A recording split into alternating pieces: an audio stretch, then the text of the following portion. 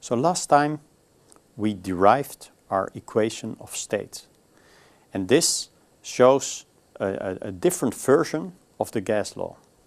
We have to keep in mind during the ballooning that this R is in fact not the universal gas law R, but it's the specific gas constant, and that in fact it's equal to the universal gas law R divided by the molar mass.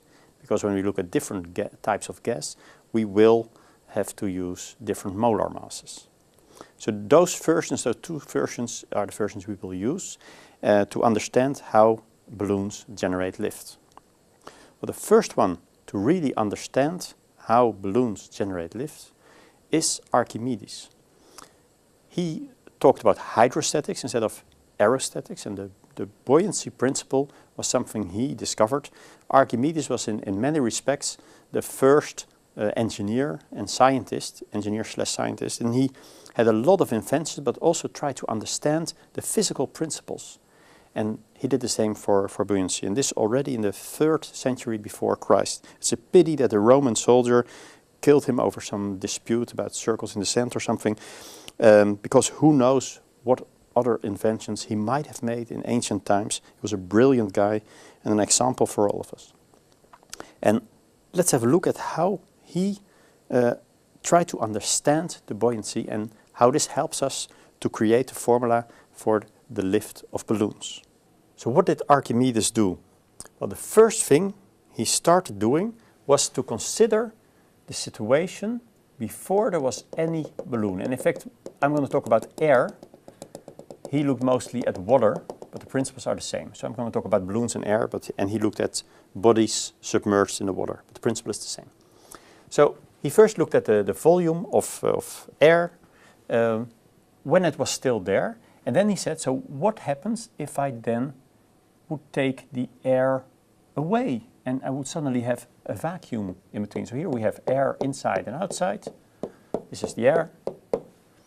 And here we only have air on the outside.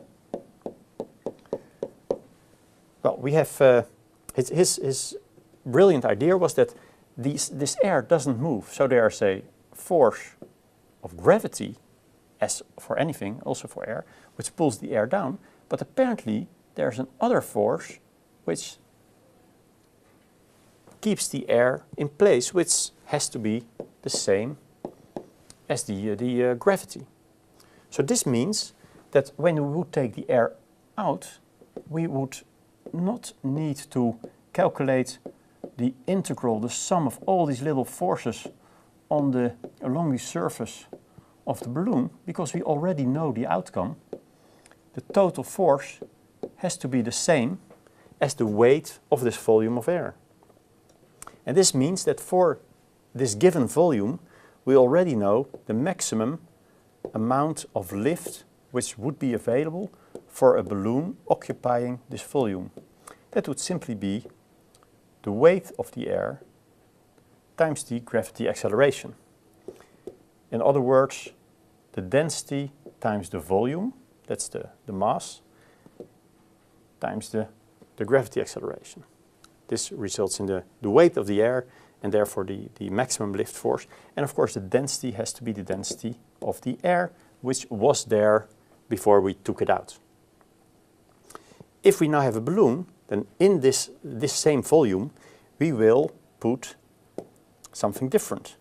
And let's focus for now on the lift generated by the gas in the balloon. So I'll say a bit about the payload and the weight and of the balloon and everything, but let's focus on the physical process here on the gases. Then the lift force is of course less. It's not the rho air times the volumes times density, but it's the difference from between the two weights. So you have to subtract what we put in its place, which is the density of the gas times the volume times the gravity acceleration. And this, and of course in reality you will also still have to reduce the weight of the payload of the balloon and everything, but this is something if you talk about the total body. Now I want to look about the part that generates the lift, so I'm going to leave this out for now and look at the gross lift of a balloon. I can also write this in another way. I can say the lift force is therefore rho of the atmosphere, which is the air, times the volume of the balloon times the gravity acceleration times 1 minus the rho of the gas divided by the rho of the air or atmosphere. And this is, in its generic form, the equation which governs the lift of balloons, both hot air as well as gas balloons. But let's see how this plays out for the different types of balloons. For that, I would first have to look at what varies inside and outside of the balloon, depending on the different type of balloon that we have. And therefore, I will use the gas law, and I'll make a slight assumption. I will say that the pressure inside, P1, and the pressure outside the balloon is equal. In reality, this is not true. The pressure inside the balloon is slightly larger in case we have an elastic balloon to keep its shape. But for weather balloons, which are not at their maximum volume, this is actually pretty close. And also for hot air balloons, which are even open underneath, the pressure inside and outside is the same. But in general, this assumption doesn't hurt because the pressure is huge at sea level. It's 10 to the power 5 Pascal, so 100,000 Newton per square meter or 10,000 kilogram per square meter. That means that even if there's a slight force, it's practically the same. If there would be thousands of newtons difference, the balloon would immediately explode. So if we now fill in our equation of state, we can then also say that ρ1 r m1 times T1 is the same as ρ2 r divided by m2 divided by multiplied by T2. And this I can also rewrite if I look at the ratio of the two densities. I can say, well, the gas constant is of course the same on both sides, so here I can write 1. And this means that I will have T2 on this side and divided by T1 times M1 divided by M2.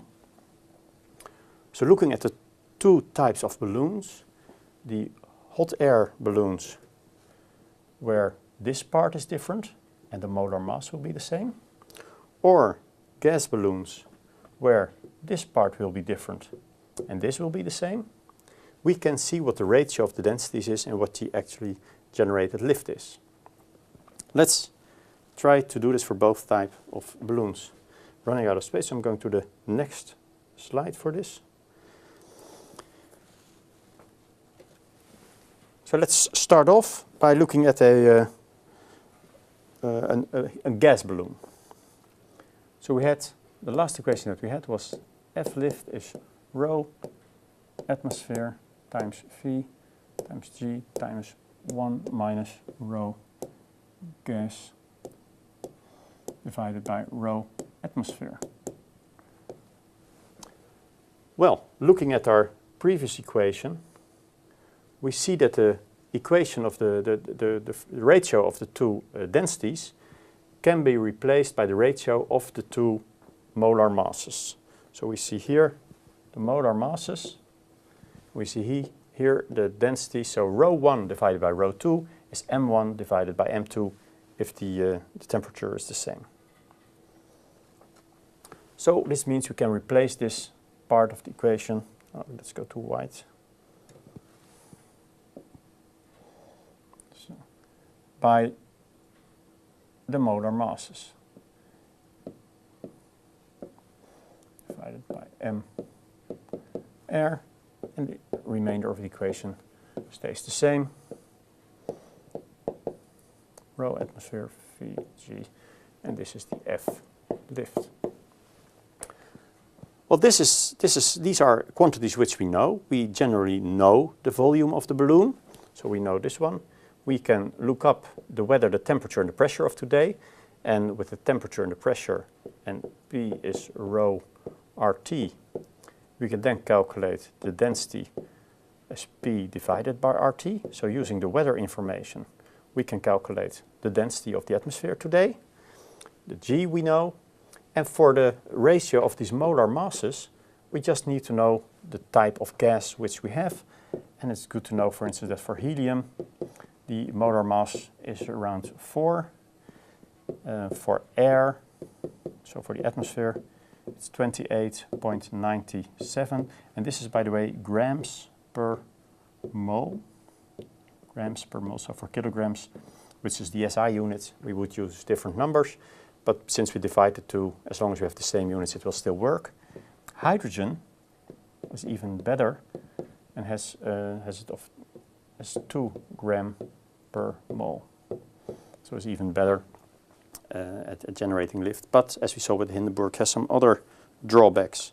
So now we normally see that these two are used.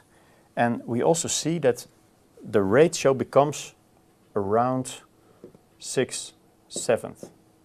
It's a sort of indication, which means 1/7. Sorry, I'm saying it the wrong way. The ratio becomes 1/7 here, and what happens then is that 1 minus 1/7 then of course becomes 6/7. So in other words, the ratio, the lift of a helium balloon is rho Vg for the atmosphere times 6/7.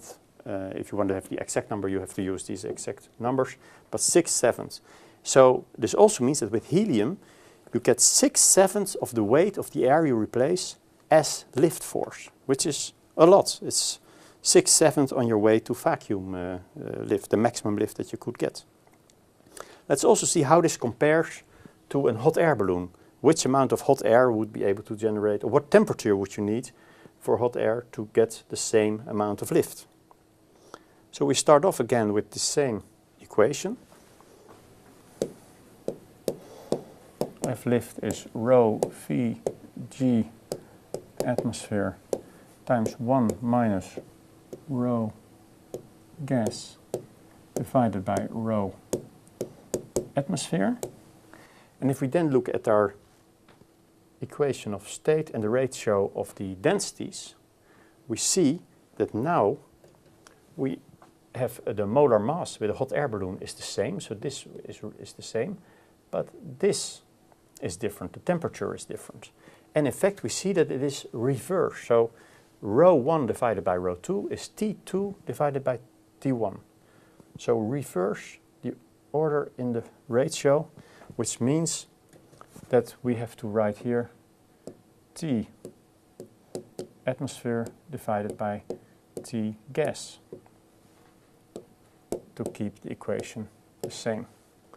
Rho Vg atmosphere is the lift force. Well, now we're going to use a slightly different notation. What is the T of the atmosphere? That's just the temperature outside, and the temperature of the gas we will use T plus delta T to show the increase in temperature which we have due to the hot air. And if we write it as such, we can simplify it a bit. 1 minus T divided by T plus delta T, and this is equal to T plus S1 is equal to T plus delta T divided by T plus delta T minus T divided by T plus delta T. And this then results in rho Vg, again the rho of the atmosphere, times delta T over T plus delta T. these are quantities we know.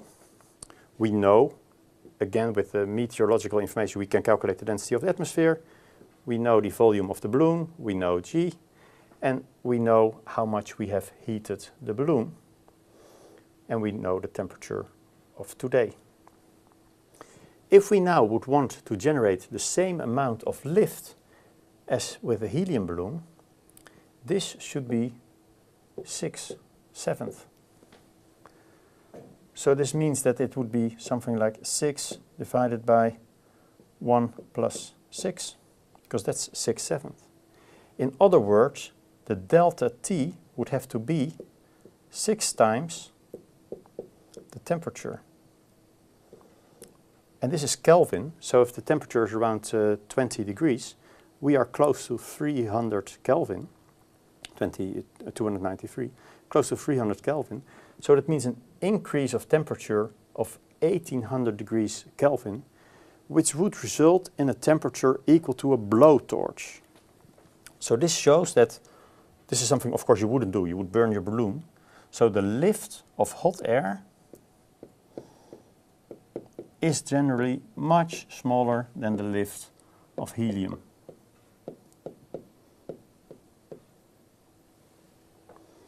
This is one of the conclusions we can draw from this calculation.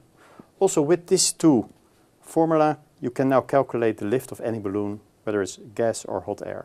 So this is the result of our derivation. We see the general lift formula for balloons in the first line. We see the hot air balloon lift formula, and we see the gas balloon lift formula. We also have compared the two, and this allows us to look at helium and hot air. And we saw that helium is much better at generating lift than hot air is. So this answers the first of our list of questions: which type of balloon generates more lift? We also see that you have still both types of balloon that are being used, helium and hot air. Why is this? Well, helium is something that if you let it escape in the atmosphere, it will go to the top of the atmosphere and will try to leave the atmosphere. This also shows that helium balloons can get very high. So helium balloons are better for reaching very high altitudes. But it also means that helium is scarce. There's always a little bit of helium in the atmosphere, but most of it tries to escape to the edge of the atmosphere. But luckily, it's also generated at sea level, because helium nuclei are basically alpha radiation. So alpha decay in the Earth crust constantly generates helium. In fact, you will find helium in caves, especially in America. Which is why Germany couldn't access it anymore. And this is where helium is captured and then sold. But it's limited. It's not generated very fast with this alpha decay, and which means we might in the future run out of helium at some point. So helium is also much more expensive. So this is one of the reasons to use hot air. For hot air, you only need a heat source, and this is cheaper than getting helium. And of course, with hot air, it's much easier to control the lift force, because you can control the temperature. And with helium, once you have let it escape, you will have to supply it again yourself. So hot air is easier to control, is cheaper, and therefore for recreational flying and low altitude flying, you will see mainly hot air. But when it comes down to record flights or very high flights, you will see helium. You will also wonder, what altitude can you reach with a helium balloon, and if you can get much higher. That is actually dependent. You can see it in this formula. It's actually dependent on the volume. You may know that weather balloons are relatively small at sea level, and the balloon is actually very floppy, and that is to allow the gas to expand when it gets higher. And the maximum altitude is in fact determined by the maximum volume of the helium balloon. If it gets too large, this volume, the balloon will explode, and that's the maximum altitude. So those are the answers to some of the questions we raised. We also you also might wonder, with helium balloons, you might know them as party balloons. And one of the questions we raised is, how many party balloons would you need to lift off yourself? Well, with these equations, you can calculate this for yourself. Assume for this that a party balloon has a volume of around 11 liters. And let's for now ignore the actual weight of the balloon. Maybe there's some weight, but then we have a slightly larger balloon. So just look at the lift generation of this gas of 11 liters of helium for one party balloon, and try to calculate yourself how many party balloons you would need to lift off. In fact, this has been tried, low altitude flight with helium balloons. There are in fact examples of people trying to do this. A priest in South America, or in this case an American, who tried to lift off with very large party balloons, actually larger than the 11 liters. And he flew around with this, and his way of altitude control, because helium wants to go on forever, his altitude control was actually a BB gun, which allowed him to shoot some of the balloons above him if he was getting too high, and if he wanted to rise again, he would drop some weight. He had extra soda cans with him and bottles which he would drop as weight, and in this way he could control his altitude, and was in fact disrupting the traffic of a nearby airport, where he crossed final approach and annoyed a lot of air traffic controllers. But calculate yourself for normal party balloons, 11 liters, how many you would need to do this. There's one rhetorical question which I posed at the beginning, which I have not answered yet. And that is, if we have this balloon that doesn't increase in size and there's an equilibrium of forces, how does the balloon, what is up? What generates the actual lift force? Because we haven't looked at that. We looked at the overall weight and we discussed the lift, but we haven't really looked at the level of what is actually happening around the balloon. How does the balloon know that it should go up? And this we will do in the next lecture.